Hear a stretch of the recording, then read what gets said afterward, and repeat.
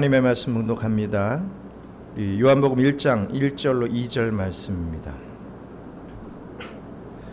하나님의 말씀 요한복음 1장 1절로 2절 말씀 우리 한 목소리로 봉독하겠습니다. 태초에 말씀이 계시니라. 이 말씀이 하나님과 함께 계셨으니 이 말씀은 곧 하나님이시니라. 그가 태초에 하나님과 함께 계셨고. 아멘. 비가 거세게 내리고 있습니다. 그동안 조금 머뭇머뭇했던 비였던 것 같은데 오늘 예배의 시작과 함께 이렇게 많은 비를 또 하나님께서 내려주시는 것 같습니다. 은혜의 단비요, 정말 성령 충만함의 이 신호탄이다라고 믿고 오늘 또 이 말씀을 듣고 또 큰 은혜 받으시기를 주님의 이름으로 축원합니다. 오늘부터 이 수요일은 요한복음을 묵상하면서 은혜를 나누길 원합니다. 요한복음의 특징은요, 예수 그리스도는 하나님이시다 라고 합니다. 이 한 말씀으로 하자면 예수 그리스도는 하나님이시다. 요한복음을 정리해라. 한마디로 뭐라고 할 수 있겠느냐 하면 예수 그리스도는 하나님이시다. 이것을 잊지 마시기 바랍니다. 우리 사복음서를 보면요, 각각의 특징들이 있습니다. 성경학자 아더 핑크는 이 사복음서의 특징을 다음과 같이 정리했습니다. 먼저 마태복음은 주 예수를 다윗의 자손이다 라고 했습니다. 즉 이스라엘의 왕이 계승자다 라는 것이죠. 유대인의 왕으로 왕적인 이런 부분들을 강조하면서 이 말씀을 이어가고 있는 것을 볼 수가 있습니다. 그리고 마가복음을 보시면 그리스도는 여호와의 종이다 이런 말씀을 하고 있습니다. 하나님의 온전한 일꾼으로 묘사를 하고 있죠. 실제로 여호와의 종이라고 하는 표현이 계속해서 등장하고 있는 것을 보게 됩니다. 누가복음은 구세주의 이 인성을 다루고 있습니다. 그를 죄 많은 인간과 대조되는 온전한 인간으로 제시하고 있는 것을 보게 됩니다. 그리고 우리가 살펴봐야 될 이 요한복음은 지상에 내려오신 거룩하신 분이다 이런 부분들을 우리가 볼 수가 있습니다. 육신을 입으시고 이 사람들 사이에 잠시 거하시는 아버지의 영원한 아들로 보았다라는 것이죠. 육신을 입은 하나님, 예수를 말씀하고 있죠. 육신을 입고 사람들 사이에 잠시 거하시는 아버지의 영원한 아들이다 라고 하는 것입니다. 실제로 이 요한이 목회할 당시에 이 영지주의라고 하는 그런 이단이 만연했습니다. 오늘날의 이단들 거의 계보를 보면 이 영지주의에서 나오는 것을 보게 되죠. 영지주의는 헬라의 이원론의 영향을 받은 이단입니다. 헬라 시대 때는 이 이원론이 굉장히 강했습니다. 이게 무슨 말인가 하면 한마디로 말해서 이 이원론이 뭐냐라고 하면 영혼은 선하고 육신은 악하다. 영적인 것은 선하고 물질적인 것은 다 악하다. 이겁니다. 이게 이원론입니다. 딱 선하고 악한 것을 딱 나눠버리죠. 물질 세계는 악하고 보이지 아니하는 이데아 세계는 선하다. 이렇게 보았다는 것입니다. 그래서 이 선과 악은 함께 공존할 수 있다 없다? 없다라고 하는 결론을 갖게 되지요. 완전하게 분리되어 있다고 본 것이 바로 이 헬라 철학이었고 거기에 영향을 받은 것이 바로 영지주의였다는 것입니다. 그래서 영지주의는 어떻게 이 선하신 하나님이 어떻게 악한 물질인 인간으로 오실 수가 있느냐 이겁니다. 어떻게 그 선하신 하나님이 인간의 몸을 입고 올 수 있느냐, 악한 인간의 몸으로 올 수가 있느냐, 이러한 것이죠. 그것은 맞지 않다는 것입니다. 그냥 하나님이면 하나님이고 그냥 인간이면 인간이지 하나님처럼 보였을 뿐이지, 혹은 또 인간처럼 보였을 뿐이지 하나님과 동시에 이 사람이 될 수는 없다, 사람일 수는 없다, 이렇게 주장하는 이단이 이 초대교회의 영지주의였던 것입니다. 그래서 영지주의는 예수님이 세례를 받을 때 하나님의 영이 잠시 들어갔다가 십자가에서 죽으실 때 그 영이 나갔다라고 하는 가연설, 이 하나님인 것처럼 보였을 뿐이다 라고 하는 것을 주장을 합니다. 그러나 요한은 이 요한복음을 통해서요, 예수님은 참 하나님이시다 라고 하는 것을 강조하고 있습니다. 이런 영지주의자들의 주장은 오늘날 이 자유주의 신학을 통해서 그대로 재현되고 있습니다. 현대 자유주의자들은 예수님은 이 사랑과 희생을 몸소 실천한 위대한 사상가다라고 주장을 합니다. 그들은 예수님을 그저 위대한 인간 정도, 위대한 어떤 성인 정도로만 보고 있는 것이죠. 마치 소크라테스처럼, 이 공자나 맹자처럼 그들의 사상을, 그들의 행적을 본받으면 된다 이겁니다. 그분의 가르친 대로 이 사는 그런 것으로 가야 된다는 것이죠. 또 간디는 이런 관점에서 예수님을 좋아했고 따랐습니다. 간디는 이렇게 말했죠. 나는 예수님을 참 좋아한다. 나는 산상수훈도 너무 좋아서 늘 아침마다 이 산상수훈을 읽는다. 뭐 이렇게까지 얘기를 하면서 결론은 하지만 교회는 싫다, 기독교는 싫다 이렇게 주장을 했습니다. 간디는 매일같이 산상수훈을 읽으며 비폭력 저항운동을 인도에서 펼쳐나갔던 사람이죠. 하지만 그는 결코 예수님을 하나님으로 믿지 않았던 사람입니다. 이것은 유명한 박애주의자였던 슈바이처도 마찬가지입니다. 슈바이처도 아프리카로 달려가 사람들에게 사랑을 베풀고 또 많은 사람들의 병을 고쳐주었던 사람이죠. 슈바이처 하면 참으로 참 어떻게 보면 위대한 사람, 좋은 사람이죠. 자기를 희생하고 그 희생을 통해서 많은 사람들을 육신적으로는 살려냈으니까 말입니다. 하지만 이 슈바이처는 예수님을 하나님으로 믿지 않았던 사람입니다. 또 어떤 자유주의자들은 예수님을 과대망상가다, 정신병자였다 이렇게 주장하기도 합니다. 자신을 하나님으로 착각을 해서 이스라엘을 로마로부터 독립시키려고 하다가 실패한 사람, 그가 예수님이다 이렇게 치부를 합니다.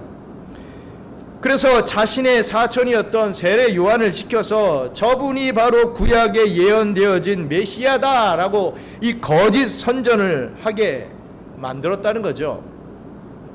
결국에는 로마를 뒤집어서 이스라엘을 독립시키려고 했는데 결국에는 십자가에 달려 실패한 그런 과대망상가 정도로 여겼던 것입니다. 이런 엉뚱한 이 주장을 하는 사람들이 바로 유럽의 자유주의 신학자들이라는 말씀입니다. 이런 고대 영지주의, 오늘날의 이 자유주의자들의 주장들을 원천 봉쇄하는 것이 바로 우리가 묵상해야 될 요한복음인 것입니다. 영지주의를 막아낼 수 있는 그러한 내용들이, 그러한 사상들이 이 안에 내포되어 있기 때문입니다. 요한복음 20장 31절에 이렇게 말씀하고 있죠. 같이 읽겠습니다. 오직 이것을 기록함은 너희로 예수께서 하나님의 아들 그리스도이심을 믿게 하려 함이요 또 너희로 믿고 그 이름을 힘입어 생명을 얻게 하려 함이라. 요한복음을 기록한 그 분명한 목적에 대해서 밝히고 있습니다. 요한은요 3년 동안 예수님을 따라다녔습니다. 그러면서 예수님을 단순한 스승이나 사상가나 독립운동가 그 정도로 보지 않았던 것입니다. 구원하시는 하나님으로 보았습니다. 그리고 믿었습니다. 영원하신 하나님의 아들로 보았던 거죠. 믿었던 것입니다. 마태복음이나 마가복음이나 누가복음은 일반적으로 우리가 칭할 때 공간복음이다 이렇게 칭합니다. 공간복음이다. 들어보셨지요? 공간복음이다 라고 부릅니다. 공간복음의 의미가 무엇입니까? 같은 관점으로 기록된 복음이라는 것입니다. 이 관점이 같다 이겁니다. 이 공간복음은 예수님의 사역의 사건들이 무게 중심을 두고 기록되어 있습니다. 다 각각의 어떤 특색들이 또 있지요. 마태복음은 세리 마태가 쓴 성경이죠. 그러니까 제일 이 분량이 많습니다. 사복음서 중에서 분량이 제일 많지요. 왜입니까? 세리 꼼꼼하게 기록하는 그런 습성들이 나타나 있기 때문에 하나의 사건도 누가는 의사죠. 간단하게 착착착착착 이렇게 의사들은 처방 내리지 않습니까?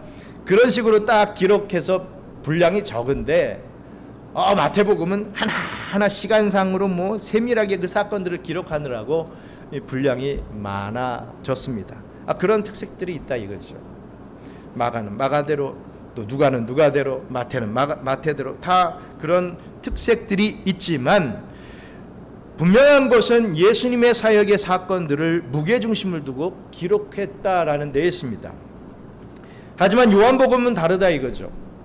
요한복음은 공간복음이 언급하지 않은 사건과 그 신학적인 의미에 대해 서술하고 있습니다.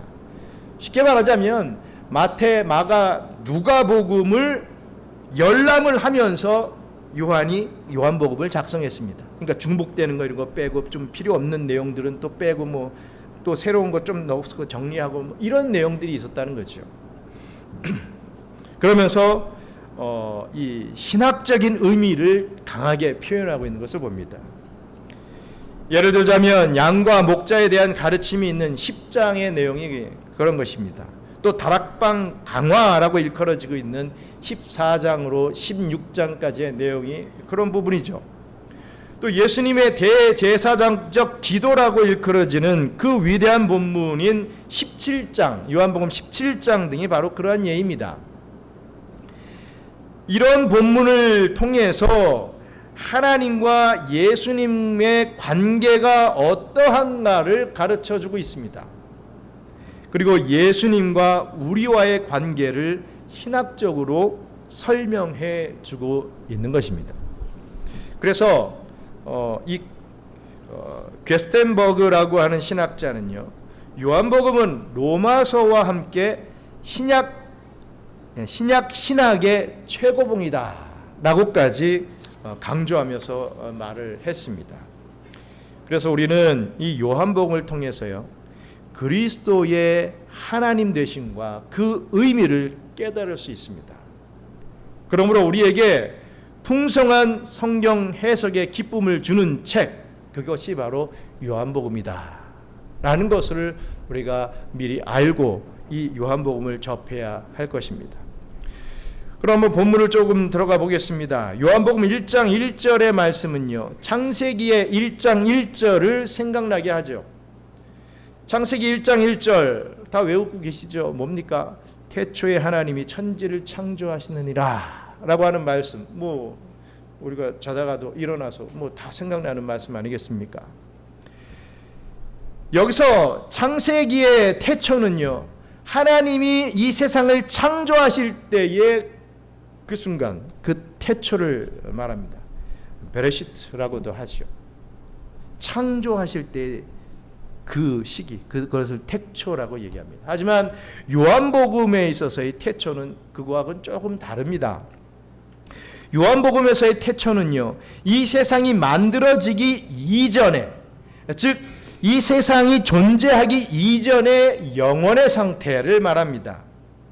영원 전의 상태를 말하고 있는 거죠. 창세기의 태초는 창조될 그 시점을 얘기하는 것이고, 요한복음의 태초는 그 이전의 영원 전부터의 이 내용을 말하고 있는 것이라는 것입니다. 이때 바로 하나님과 말씀이 어떻게 했다고요? 요한이 말하고 있는 이 태초에 하나님과 말씀이 어떻게 했다고요? 함께 있었다라고 얘기하고 있습니다. 함께 있었다. 요한복음 1장 1절은 우리에게 하나님과 말씀이 함께 있었다 이렇게 선포하고 있다는 것입니다. 이 말씀은 영원 전에 하나님과 함께 계셨다고 이렇게 설명함과 동시에 이 말씀은 곧 하나님이시다 이렇게 표현하고 있습니다. 사실 논리적으로는 좀 모순이 됩니다. 이게 뭔 말이야? 이게 참 이해가 안 돼. 좀 논리적으로 뭔가 좀 이상한 것 같아. 좀 모순이 있어. 이렇게 느껴질 수 있지요. 하나님과 말씀이 함께 있었는데 그 말씀이 하나님이시다. 좀 잘 이해가 되지 않습니다. 좀 더 설명하자면 이 말씀은 하나님과는 구별되지만 결국에는 하나님과 하나인 말씀이다 라고 설명할 수 있는 것입니다. 더 어려워집니까? 정말 논리적으로는 설명하기가 어렵습니다. 그래서 이 부분은 신비적으로 이해할 수밖에 없는 것이죠.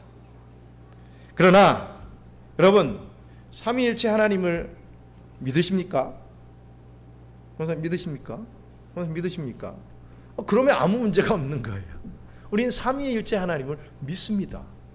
이해는 되지 않습니다. 삼위일체를 설명할 때 이 자칫 못하면 여기서 이제 막 이단들이 막 우죽순적으로 나오죠. 제가 세례 교육을 할 때 꼭 이런 부분으로 삼위일체 하나님을 아이들에게 세례 대상자들에게 가르쳐 줍니다. 먼저 야 나무를 봐라. 뿌리가 있고 줄기가 있고 몸통이 있고 이파리가 있고 보통 그렇게 구성되잖아요. 그러면 이파리에서는 뭐하죠? 광합성을 하죠. 줄기에서는 뭐예요? 몸을 지탱해주고 영양분이 이 뿌리에서 또 올라가고 하는 그런 역할들 하죠. 뿌리는요 또 물을 빨고 뭐 하는 그런 역할들 하잖아요. 야 똑같이 나무라고 하는데 뿌리와 그 몸통과 나무 가지 뭐 나뭇잎 이런 부분이 다르기 때문에 삼위일체 하나님은 그런 부분이야. 이해는 도울 수 있습니다. 하지만 이것이 삼위일체의 하나님이야 라고 하면 이단이 됩니다. 또 이런 예를 또 들죠. 야 물이 있지 않느냐. 물은 이 상온에서는 액체고 저온에서는 고체고 상온에서는 물이 뜨거워지면 기체가 됐지 않느냐. 똑같은 물의 성분인데 그 온도에 따라서 변화하는 그게 바로 삼위일체 하나님이야. 이렇게 이해하면 돼. 이해는 약간이 될 수가 있지만 그게 삼위일체 하나님이야 라고 딱 정의를 내리면 이단이 됩니다. 참 어려운 부분이 있죠. 이 삼위일체 하나님이라고 하는 부분이. 그렇기 때문에 우리는 이 삼위일체 하나님 이 부분을 믿어야 되는 것이죠. 우리의 사람의 머리로는 알 수 없는 것. 한번 얘기했죠. 어거스틴이 바닷가를 걷고 있는데 어떤 한 꼬마가 바닷가에서 웅덩이를 막 팠다 했지요. 막 팠습니다. 그래서 바닷가의 물을 여기다 웅덩이에다가 막 받고 있습니다. 야 꼬마야 뭘 하니? 제가요 저 바다를요 이 판 웅덩이에다 다 담으려고 지금 하고 있어요. 대단한 포부죠. 어스니 깨달음이 있었습니다. 우리가 그렇구나. 저 바다와 같은 하나님을 내 조그만 이 뇌에 이 머리에 담으려고 그렇게 애를 쓰고 있구나. 이건 있을 수 없는 일이구나. 하나님을 그냥 하나님으로 받아들이고 믿어야 될 부분이구나 라고 하는 것 깨달았다고 하지요. 그렇습니다. 우리가 삼위일체 교리를 믿는다면 이 역시 어렵지 않게 이해할 수도 있고 또한 믿을 수도 있다라는 사실입니다. 삼위일체는 이렇게 쉽게 표현할 수 있습니다. 삼위일체 하나님은 성부, 성자, 성령 다 구별되시죠. 그러나 이 성부, 성자, 성령은 하나이십니다. 우리는 이것을 믿는 것이죠. 이것이 우리의 가장 기본적인 신앙 고백이 됩니다. 마찬가지로 하나님과 이 말씀의 관계가 그러하다는 것입니다. 구별되지만 하나이시다라는 것입니다. 그러나 우리는 이 말씀의 정체를 어렵지 않게 알 수 있습니다. 우리가 요한복음을 살펴보면 이 말씀이 누구인가를 잘 드러내고 있기 때문이죠. 요한복음은 그 말씀이 곧 그리스도 예수임을 선언하고 있습니다. 말씀은 곧 예수 그리스도다, 그리스도 예수다라고 하는 것이죠. 즉 예수 그리스도는 하나님이시지만 성부 하나님과는 구별되는 이위 하나님, 성자 예수님이신 것입니다. 그런데 이 말씀이 하나님과 어떻게 해요? 함께 있었다라고 말씀하고 있습니다. 본문에서 사용된 이 함께라고 하는 헬라어 전치사는 무엇을 향하여 라는 말과 함께 사용이 됩니다. 함께 혹은 무엇을 향하여 라고 사용이 쓰임을 받게 되죠. 그런 의미도 있다는 것입니다. 즉 성자 예수님은 태초에 성부 하나님을 향하여 계셨다 라고도 해석할 수 있는 것이죠. 이 말씀을 좀 더 구체적으로 해석을 하자면 이 말씀이 하나님과 얼굴을 맞대고 계셨다. 어떤 신학자는 이렇게 해석을 하기도 합니다. 이 말씀이 하나님과 얼굴을 맞대고 계셨다. 여러분 어떤 사이가 얼굴을 맞대고 있습니까? 보통 보면 자신의 배우자가 얼굴을 맞댄다 이겁니다. 사랑하는 대상이 얼굴을 맞대고 있죠. 사랑하지 않는 사람들은 얼굴을 붉히고 얼굴을 돌립니다. 조금이라도 눈 마주칠까 막 피해 다니고 이러지만 사랑하는 사람들은 얼굴을 맞대고 어떻게든 눈을 좀 마주치고 내 마음을 좀 전하고 싶은 그런 마음들이 생기지 않겠습니까? 마찬가지로 성부 하나님과 이 성자 예수님은 서로 얼굴을 맞대고 계셨다는 것입니다. 사랑하는 사이였다 이거죠. 친밀한 사이였다는 것입니다. 여러분 성삼위 하나님, 성부, 성자, 성령 하나님이 서로 사랑하십니다. 서로 교제하십니다. 서로 은혜를 나눕니다. 그런 관계죠. 그 사랑이, 그 은혜가, 그 교제가 흐르고 넘쳐서 피조물인 우리에게까지 오게 된다는 것이죠. 그러한 것을 우리가 깨달아야 됩니다. 우리 삼위일체 하나님은 서로 사랑하시는 하나님이시다라는 것을 우리는 알아야 할 것입니다. 이 요한복음 1장 1절은요 우리에게 이러한 것을 계시해 주고 있다라는 사실입니다. 우리는 이것을 다른 본문에서도 또 많이 발견할 수가 있습니다. 요한복음 17장 24절 말씀, 요한복음 17장 24절 같이 읽겠습니다. 아버지여 내게 주신 자도 나 있는 곳에 나와 함께 있어 아버지께서 창세 전부터 나를 사랑하심으로 내게 주신 나의 영광을 그들로 보게 하시기를 원하옵나이다. 아멘. 창세 전부터 나를 사랑하셨던 그 사랑으로 저 백성에게 당신의 영광을 비춰 주시옵소서라고 예수님께서 이렇게 기도하고 있는 것입니다. 창세 전부터 나를 사랑하셨던 그 사랑으로 저 백성들에게 당신의 영광을 비춰달라. 예수님의 기도였다는 거죠. 그런데 이것이 신약에서만 이렇게 계시되고 있는 것은 아니죠. 우리 잠언 8장 30절에 또 계시되고 있습니다. 같이 읽겠습니다. 내가 그 곁에 있어서 창조자가 되어 날마다 그의 기뻐하신 바가 되었으며 항상 그 앞에서 즐거워하였으며. 아멘.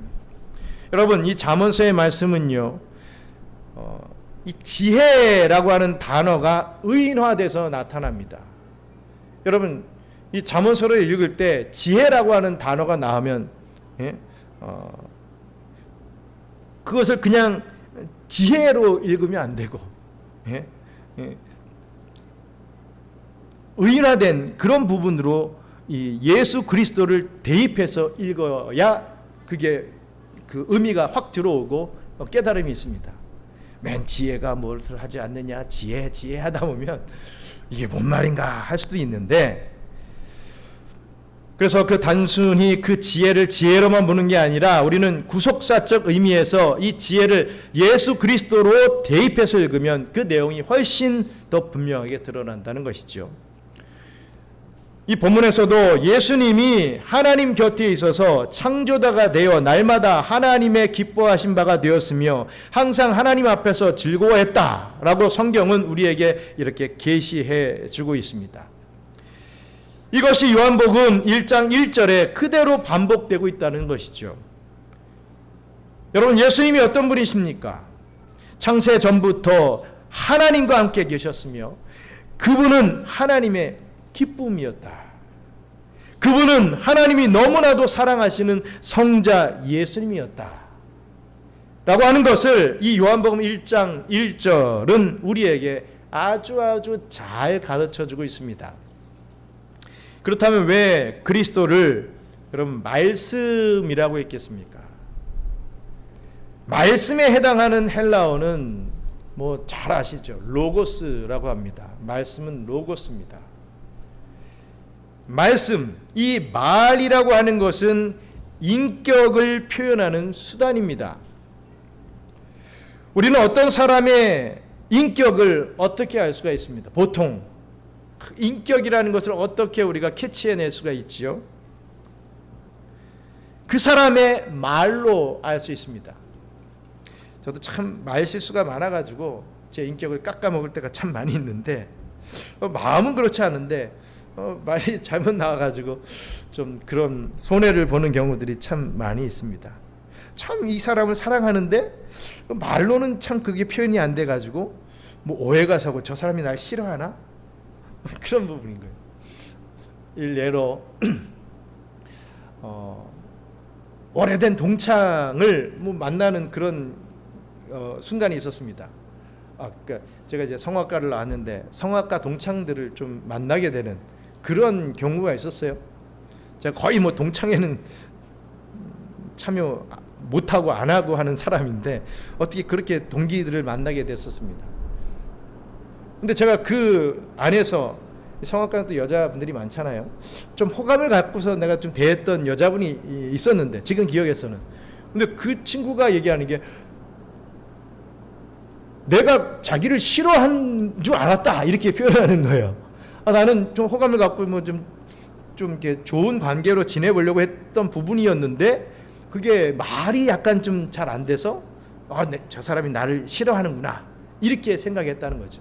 그 뭐 20년 이상 지난 그 시점에서 그런 얘기를 하는 거예요. 그 기억이 아직도 남아 있다라는 거죠.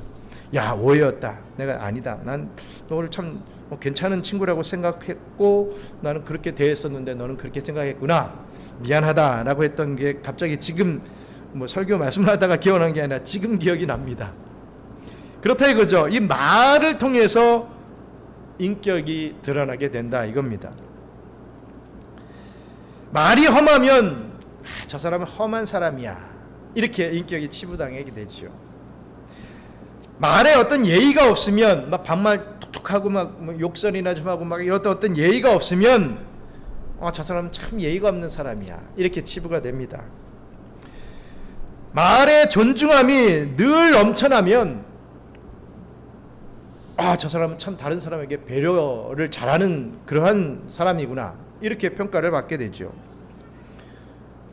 정말 그 사람은 배려심이 깊은 사람이고 정말 인격적인 사람이구나 아주 좋게 평가를 받게 되는 것입니다.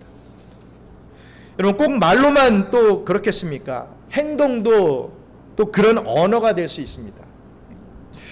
어떤 제가 존경하는 어떤 이 카운셀링 하시는 그 강사분이 그런 얘기를 하더라고요. 이 사람이 말로만 말하는 게 아니라 말을 한마디 안 하더라도 행동으로 말할 수 있다 이런 표현을 하시더라고요. 맞다 이거죠. 어떤 오해가 있을 때 말로 그렇게 그걸 고치려고 그걸 어떻게든 만회해 보려고 하다 보면 오해가 오해를 낳고 참 쉽지 않습니다. 특히 부부간의 문제는 그렇습니다. 다들 경험해 보시죠. 말 한마디 좀 서운하게 하고 실수한 것 때문에 그게 상처로 남고 그게 몇 년 지나가면서 굳어지고, 아유 내 남편은 항상 저래, 아유 뭐 내 부인은 뭐 말해봐야 뭐 그렇겠지, 뭐 항상 그러니까 여자들이 어떤 얘기를 하면 남자들은 굴을 파고 막 들어갑니다. 에휴 뭐 저거 들어봤자 뭐 또 핀잔 줄 거 뻔해 이러면서 막 들어가죠. 그럴 때 말로 해결하려고 하면 안 되고 행동으로 해결해야 된다. 많은 이 육체의 언어가 있지 않느냐, 자신이 잘하는 육체의 언어들을 통해서 관계 회복을 해라, 이런 이 조언의 말씀을 드린 적이 있습니다. 이제 그런 부분들이 또 먹히는, 또 적용이 되고 하는 그런 부분들로 전 또 경험하게 됩니다. 그렇습니다. 행동도 참 중요하다 이거죠. 말도 참 중요하지만 모든 게 말로 시작되고 참 이게 큰 문제들이 되는 것은 물론 사실이지만 행동도 또한 중요하다는 것입니다. 행동도 우리의 언어가 될 수 있다는 거죠. 행동이라고 하는 언어가 그 사람에게 전달되어서 그 사람 자체를 설명해주고 그 사람 자체를 이해할 수 있는 도구가 되기 때문입니다. 그래서 예수님은 말씀이신데 어떤 말씀입니까? 하나님을 설명해주는, 하나님을 표현해주는 말씀이라는 것이죠. 예수님은 말씀이시다. 어떤 말씀이냐? 하나님을 설명하고 하나님을 표현해주는 말씀이다. 잊지 마셔야 됩니다. 우리가 여러분 하나님을 어떻게 볼 수 있습니까? 하나님 보신 적 있으신 분? 어떻게 생기셨죠? 뭐 영화나 뭐 성화나 이런 것에서 나오듯이 뭐 수염을, 하얀 백발에 수염을 기르고 지팡이를 딱 쥐고 이렇게 생기셨습니까? 아닙니다. 하나님은 볼 수가 없습니다. 하나님은 영이신데 우리가 어떻게 볼 수 있겠습니까? 어떤 분은 하나님을 봤다, 하나님의 음성을 들었다 하는데 죄송합니다. 다 거짓말입니다. 하나님은 영이십니다. 볼 수 없습니다. 절대로 성화나 이 영화에 나오는 그런 형상의 모습으로 우린 볼 수가 없습니다. 하나님은 형체가 없으십니다. 하나님은 영이신 하나님이기 때문입니다. 하나님은 우리와 같은 팔, 다리, 얼굴이 있는 그런 분이 아니십니다. 목사님, 성경에 보니까 우리 하나님께서 의로운 오른손을 펴사 능력의 오른손으로 이런 표현이 있던데 이거 뭡니까? 목사님, 불꽃 같은 눈동자로 우리를 지켜보신다 이런 표현을 하고 있는데, 아니 그건 뭡니까? 눈동자가 있기 때문에 그렇게 하시는 거 아니겠습니까? 이렇게 반문하는 분들이 혹 계실지도 모르겠습니다. 하지만 이것은요, 우리가 이해할 수 있는 언어로 하나님 자신을 계시하기 위해서 인간이 쓰는 단어를 하나님께서 빌리신 것이지, 하나님은 육체를 가지지 않으셨습니다. 표현하기 위한 그러한 표현의 방법이요, 단어라는 것이죠. 만약에 여러분 육체를 우리 하나님께서 가지셨다면 하나님은 시공간에 이 제한을 받으시는 분이실 것입니다. 시간과 공간의 제한을 받게 되죠. 그러나 하나님은 영이시기 때문에 시공간을 초월하십니다. 그렇기 때문에 하나님은 영이십니다. 그런데 볼 수 없는 이런 하나님,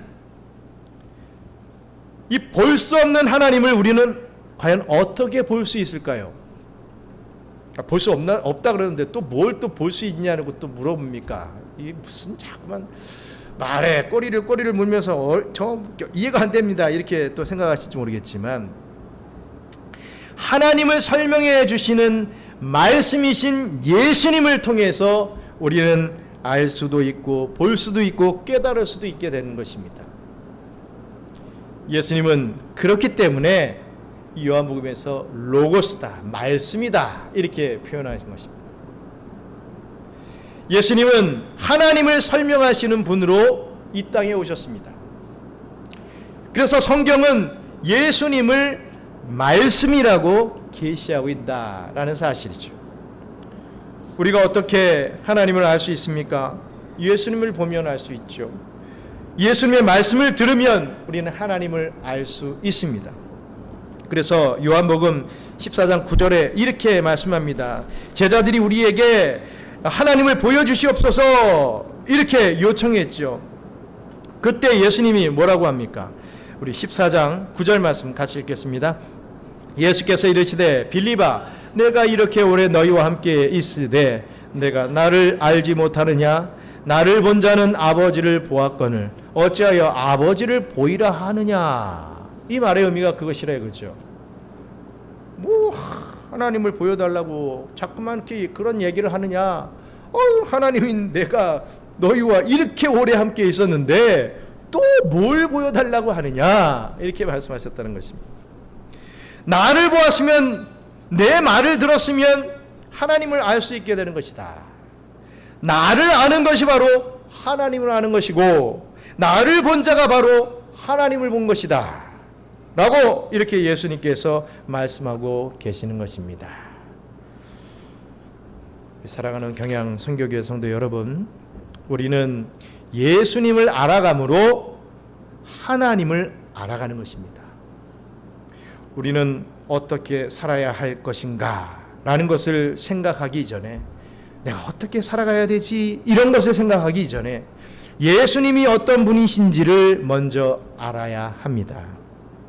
예수님이 어떤 분이신지를 알아야 하나님을 알 수 있고, 하나님이 어떤 분이신지를 알아야 우리는 그 감격과 그 기쁨으로 이 삶을, 우리에게 주어진 삶을 살아갈 수가 있고 그 삶 속에서 하나님을 즐거워할 수 있기 때문입니다. 하나님의 본체 예수님은 위대한 그저 어떤 성인이 아닙니다. 그저 본받아야 할, 우리보다 좀 뛰어난 그 정도의 대상이 아닙니다. 마치 공자나 맹자처럼, 소크라테스나 간디처럼 그런 본받아야 할 대상처럼 따르는 그런 예수님을 우리는 믿지 않습니다. 예수님은 이스라엘을 독립시키기 위해 과대 망상에 걸린 이런 미치광이는 더더욱 아닙니다. 예수님은 하나님이시죠. 예수님은 창조주이십니다. 예수님은 우리의 왕이십니다. 그분은 우리의 예배의 대상입니다.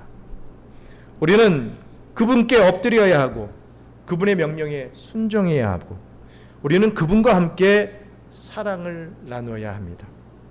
그래서 우리는 그분께 우리의 삶을 드리고 그분을 즐거워하면서 그분께서 명하신 삶을 살아감으로 늘 기쁨과 감사를 누려야 된다는 말씀이죠.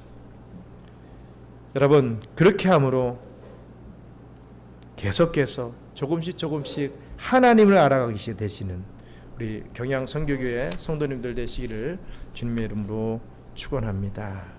우리 함께 기도하겠습니다. 예수님은 말씀이라고 했죠. 그 역할이 뭡니까? 우리 하나님을 볼 수 있게, 하나님을 알 수 있게 만들어 주시는 분이 바로 예수님이십니다. 우리가 이 땅에 살면서 이 세상에서 어떻게 살아가야지, 이것이 중요한 것이 아니라 나의 이 문제 이거 어떻게 해결하지? 이거 어려운 거, 난 이것 때문에 죽었구나. 아이고 힘들어라. 이걸 좀 제발 해결해 주세요.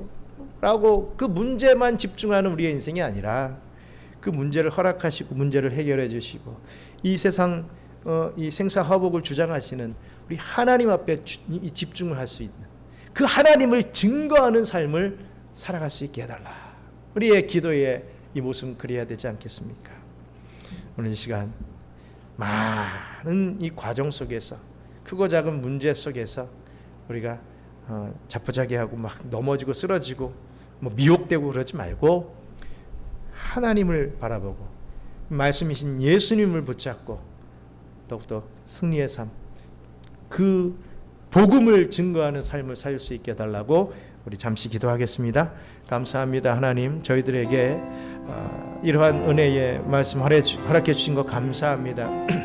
나의 이런 문제가 어떻게 하면 해결될 것인가? 하나님께서 어떤 말씀으로 나에게 위로를 주고 힘 주셔서 내가 이 위기를 어떻게 좀 넘어갈 수 있을 것인가?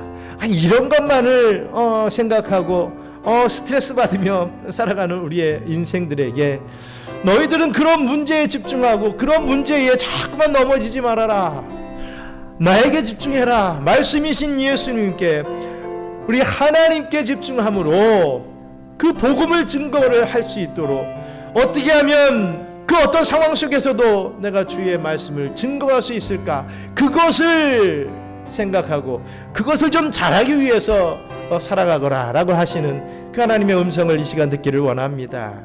아버지 하나님, 앞으로 요한복음 우리가 묵상해 나가면서 그 말씀이신 예수님을 잘 알고 또 그것을 통해서 하나님을 더 잘 깨닫게 될 수 있도록 축복해 주시옵소서.